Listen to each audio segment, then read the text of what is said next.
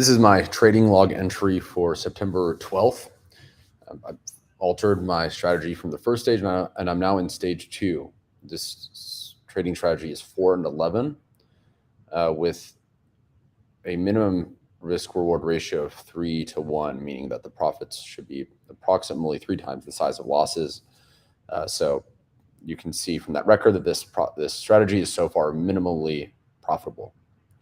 I'm just trading this in a very small account. The purpose is to validate the algorithm and not the and not to make money directly. There's three different kind of strategies we're going after with this algorithm. There is a true break, a bounce, and a false break. Lately, I've been focusing on the false breaks since I did not try enough of those in stage 1, and that's what we're going to look at today.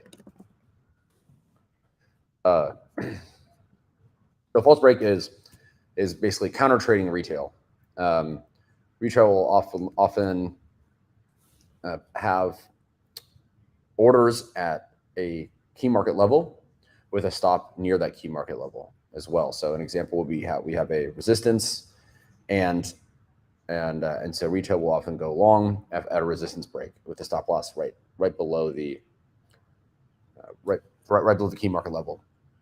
For us, we want to trade the opposite of that.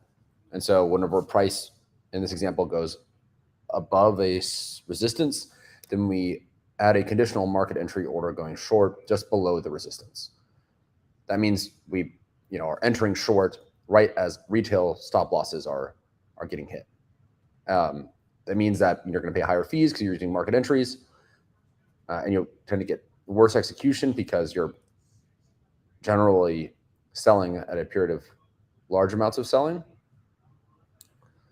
But given the high retail-driven nature of crypto, this strategy should perform well, or expected to perform well. So in this example, this is a support that we're going to go short at when it comes back down after piercing the support. Of course, everything works the same for. I said the wrong one. The resistance level here. We go short after it's pierced the level, and of course the reverse for a support level. So it can have a false break by just piercing with a wick. It can also have these two twin towers. Never forget. You can also have a complex false break, which is many candles above the level and closing, but those tend to be less powerful movements. Because we're relying on key market levels, in order of preference, we trade daily or 4-hour or 1-hour levels. And of course, a 1-hour level is not as strong as a 4-hour. A 4-hour is not as strong as a daily. The trade that we're looking at today is a daily. So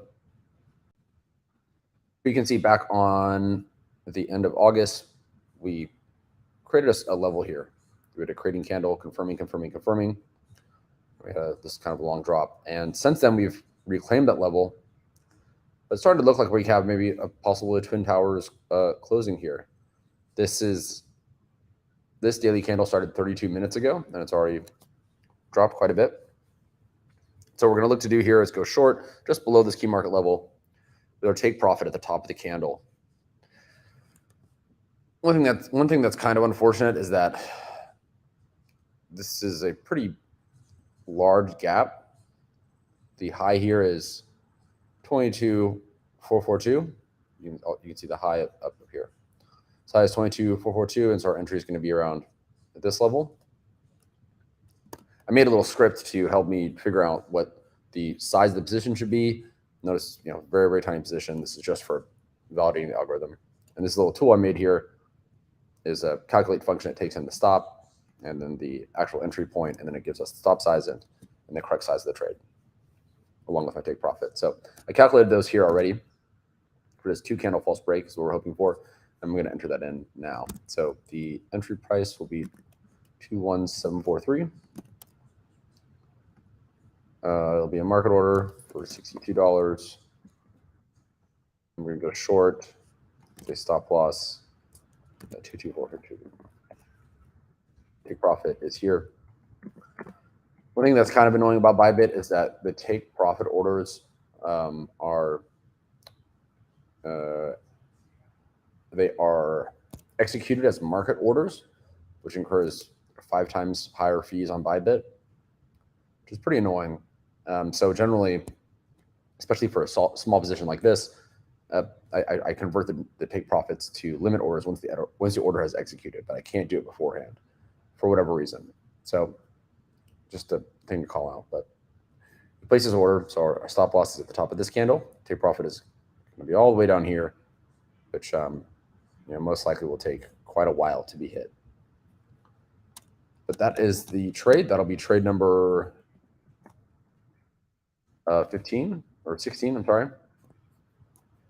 And I'll create another stream whenever this trade has finished, either by hitting a stop loss or take profit.